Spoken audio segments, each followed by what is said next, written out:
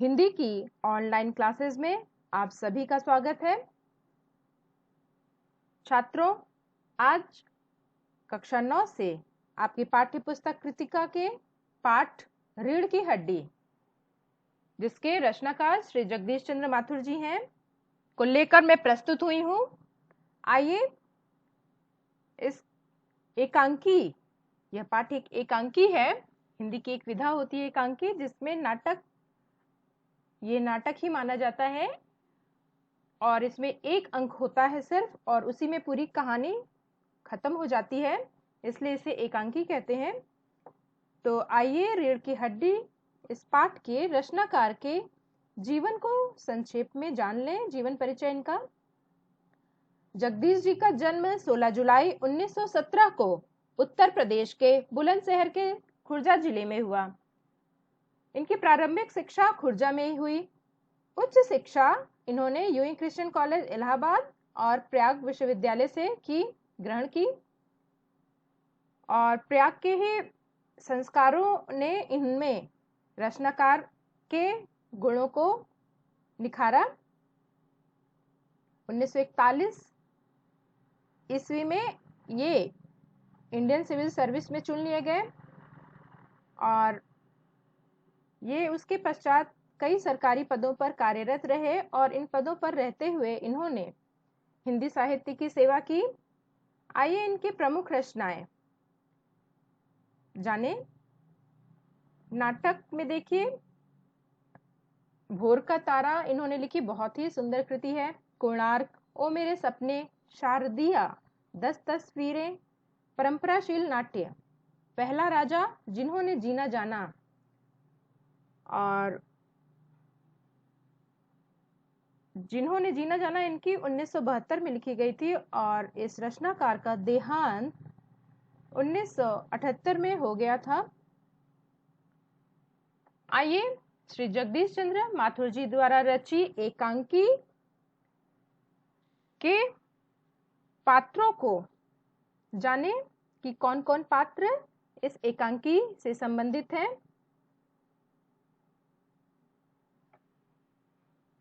रीढ़ की हड्डी नामक पाठ एक एकांकी है, जिसमें नारी को सम्मानजनक स्थान न दिए जाने की समस्या का प्रभावी चित्रण है। इसका पात्र परिचय जानिए। उमा, बीए पास चरित्रवान लड़की, आकर्षक चेहरा, आंखों पर चश्मा। प्रेमा, उमा की मां। शंकर, उमा को देखने आने वाला लड़का। रामस्वरूप, उमा के पिताजी। गोपाल प्रसाद, शंकर के पिता, और रतन, नौकर।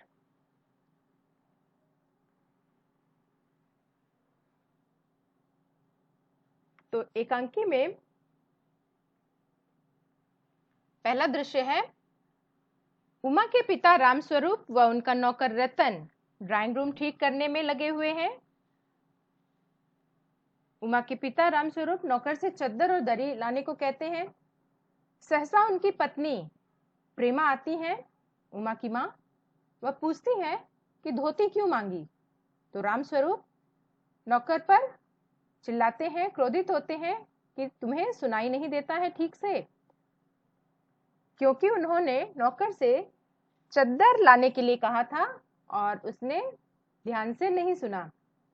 उसी समय प्रेमा बताती है कि उमा मुंह फुलाकर बैठी है, अर्थात गुस्सा हो गई है कि उसके रिश्ते के लिए लोग आने वाले हैं, संभवतः इसी बात से नाराज है। वे प्रेमा से कहते हैं कि उमा को समझाओ, नहीं तो बाद में मुझे दोष मत देना कि रिश्ता हाथ से निकल गया। प्रेमा कहती है कि वह सब तरह से समझाकर हार गई है। वह कहती है कि तुम्ही ने उसे पढ़ा लिखा कर सिर पर चढ़ा रखा है। यहाँ देखिए कि उमा जो एक शिक्षित लड़की है, उसकी माँ की सोच कि लड़कियों को ज्यादा पढ़ाना लिखाना नहीं चाहिए। कैसी समाज में दोहरी सोच मिलती है। वह भी दकियानुसी विचारों वाली महिला है। वे अपने समय की बातें कहने लगती हैं तो रामस्वरूप कहते हैं, तुम बोलना शुरू करती हो तो बंद ही नहीं करती। फिर वे कहते हैं, उसे समझा बुझाकर तैयार करो। प्रेमा कहती है, आजकल की लड़कियां इतना मेकअप करती हैं, पर उमा को वह बिल्कुल नहीं पसंद। उसके कई बार कहने पर भी उसने उसके लिए इनकार कर दिया। वे उसे कैसे समझाएं? फिर वह कहती हैं कि उमा को इंटर से नीचे ही पढ़ाना चाहिए था, शायद ज्यादा पढ़ाने से वह ऐसी हो गई है।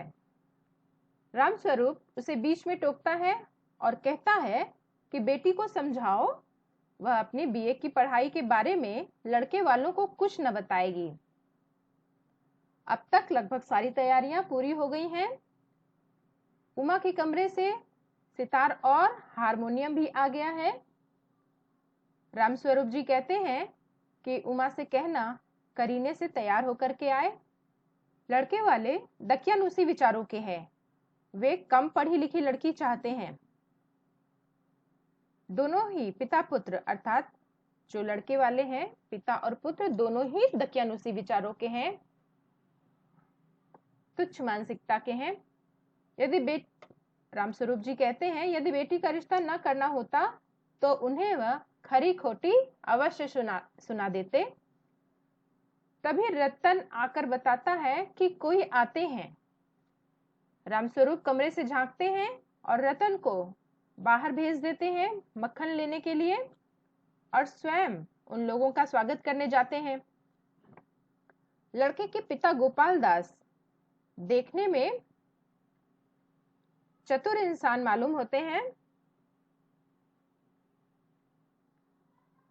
और लड़का शंकर खिसियाहट भरी हंसी हंसता है। उसकी कमर झुकी हुई है। दोनों तरफ से अब सामान्य बातें हो रही हैं। तभी रामस्वरूप लड़के के कोर्स खत्म होने के विषय में कहते हैं कि अब तो 1 साल बचा होगा कोर्स खत्म होने में। तो उन्हें शंकर की बात से पता चलता है कि उसे और ज्यादा समय लगेगा, क्योंकि शंकर 1-2 कक्षाओं में फेल भी हो चुका है और उसकी इसी बात को उसके पिता ने घुमा फिराकर दूसरी ओर कर दी और बीमारी का बहाना बनाया आदि आदि। फिर उनके पिता अपने ज़माने और आज के ज़माने की तुलना करने लगते हैं कि हमारा ज़माना ऐसा था, आज का ज़माना ऐसा है, हमारे समय का ऐसा खान पान था और आज का खान पान ऐसा है, जैसी बातें। फिर गोपाल प्रसाद कहते हैं अब बिजनेस की बात हो जाए। वहां उनका बिजनेस से तात्पर्य उस रिश्ते की बात से है कि दोनों को ही रिश्ते के बारे में बात आगे बढ़ानी है। तो इस पर रामस्वरूप कहते हैं, पहले नाश्ता तो कर लीजिए। रामस्वरूप नाश्ते के लिए अंदर जाते हैं और इधर गोपाल प्रसाद उनके घर का मुआयना करके दबी जबान में शंकर से कहते हैं, मकान घर से इनकी हैसियत ठीक मालूम पड़ती है, अर्थात उन लोगों की दृष्टि में मकान से वे अच्छी हैसियत वाले दिख रहे हैं। आपने ये जाना होगा कि जब भी लोग लड़की देखने जाते हैं किसी के घर में तो उसके घर इत्यादि का मुआयना करते हैं, जिससे उन्हें यह पता चल जाता है कि वो कितना लेन देन कर सकते हैं। तो शायद इसी परिप्रेक्ष्य में गोपाल प्रसाद ने उनके घर को ध्यान से गौर से देखा होगा। फिर वे कहते हैं, अब लड़की देखें कैसी है। बेटे से कहते हैं कि तुम झुक कर क्यों बैठे हो। तुम्हारे दोस्त कहते हैं कि तुम्हारी बैकबोन, और यह बात को वो थोड़ा अधूरा छोड़ देते हैं और इतने में ही रामस्वरूप आ जाते हैं, उमा के पिता, चाय लेकर।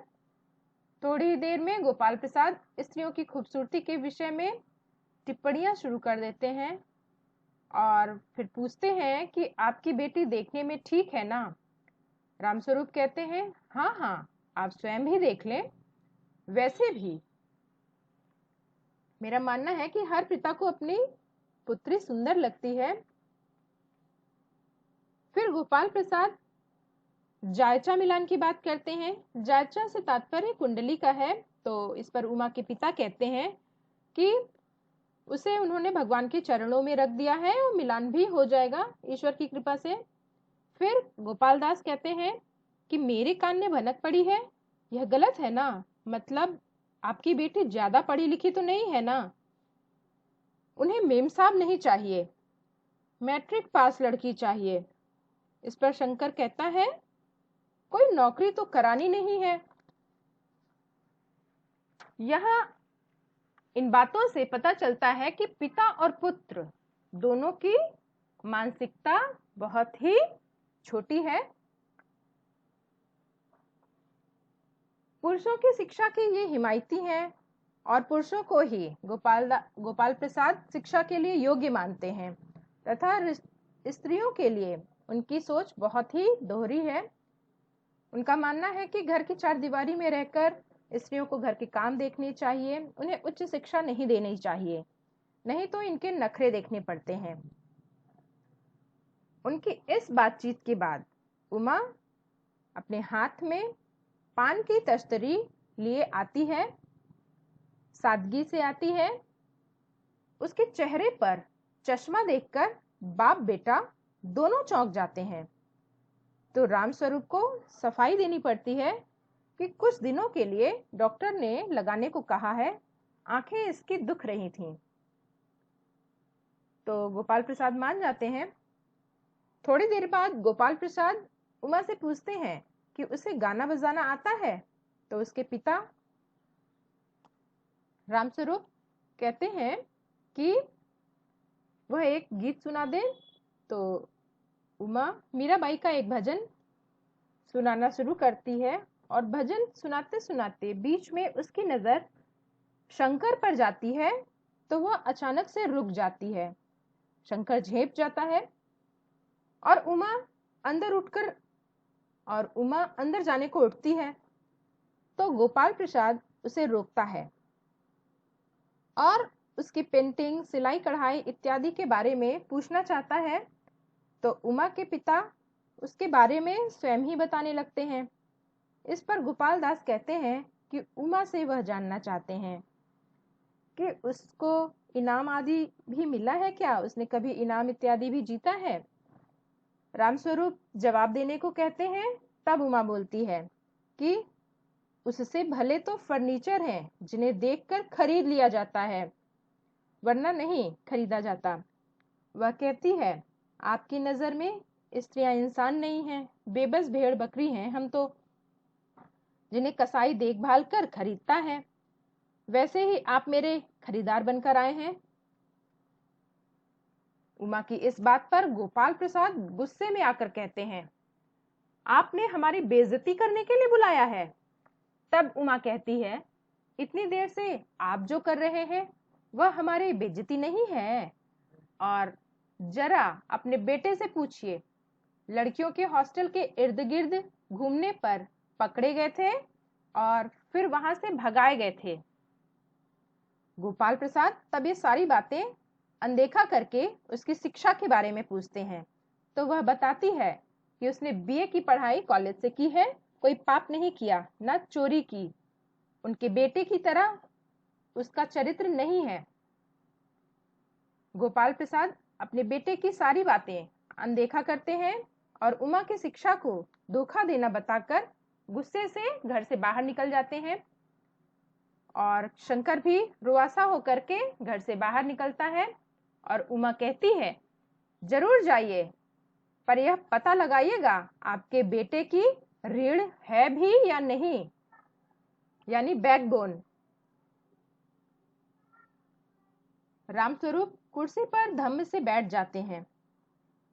शायद ऐसा कुछ होगा उन्हें आशा नहीं थी। प्रेमा उनसे बताती है कि उमा रो रही है। उमा अपने कमरे में जाकर के रोती है। यह पूरा दृश्य उसने सोचा नहीं था कि ऐसा होगा। यह सुनकर रामस्वरूप खड़े होते हैं और तभी रतन आ जाता है। तो यह थी एकांकी रीढ़ की हड्डी। इस एकांकी में गोपाल प्रसाद एक दोहरी सोच रखने वाले व्यक्ति हैं, जिनकी पुरुषों के लिए अलग सोच है और स्त्रियों के लिए अलग सोच है। वे पुरुषों की शिक्षा के हिमायती हैं तो स्त्री शिक्षा के विरोधी, और पुरानी परंपराओं और रूढ़ियों को मानने वाले हैं। गोपाल प्रसाद और शंकर की सोच लगभग एक ही जैसी है। स्त्री इनके लिए केवल उपभोग एवं सेवा के लिए होती है। वहां शंकर की पीठ झुकी है, बिना मतलब वह हंसता है, और उसके पिता के समक्ष वह जरा सा भी किसी भी बात का विरोध तक नहीं करता, चूं तक नहीं करता, इतना डरता है। जैसे कि बिना बैकबोन के शरीर के आधार पर सपोर्ट नहीं मिलता, रीढ़ की हड्डी शरीर को सपोर्ट देती है, उसे आधार देती है। ठीक उसी प्रकार मनुष्य का चरित्र होता है, उसका स्वाभिमान, और मनुष्य का चरित्र, उसका स्वाभिमान मनुष्य के व्यक्तित्व को बनाते हैं, और ऐसा व्यक्तित्व शंकर में नहीं था। साथ ही उसकी रीढ़ भी झुकी हुई थी। शायद इसीलिए इस एकांकी में उमा ने उसके ऊपर कटाक्ष किया कि आपके बेटे की बैकबोन है भी या नहीं, क्योंकि उसका तो कोई व्यक्तित्व ही नहीं था।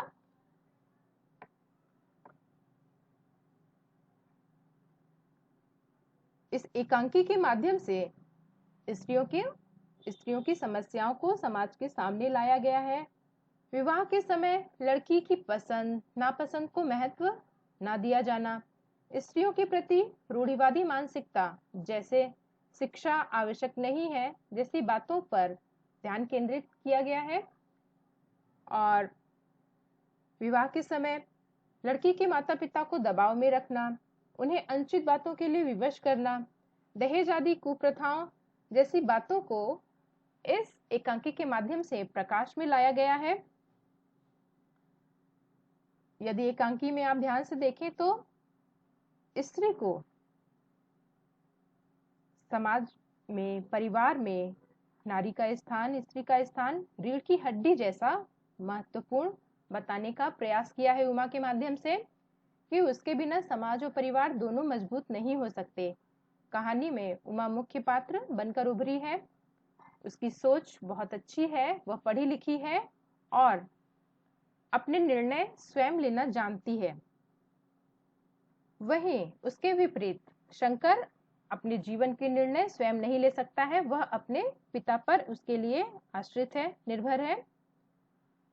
उमा के पिता जो लड़कियों की शिक्षा के हिमायती तो हैं, पर एक बेटी के पिता होने के नाते वे समाज के दबाव में आकर के लड़के वालों की इच्छा के अनुसार चलने लगते हैं। तो यह भी गलत दिखाया गया है, ऐसा नहीं होना चाहिए, नहीं इसका हमारे समाज पर बहुत ही गलत संदेश जाता है। तो आशा है आपको यह एकांकी बहुत अच्छे से समझ में आई होगी। आज के वीडियो में बस इतना ही। वीडियो देखने के लिए धन्यवाद। अगले वीडियो में हम इस पाठ के प्रश्नोत्तरों को लेकर के आएंगे।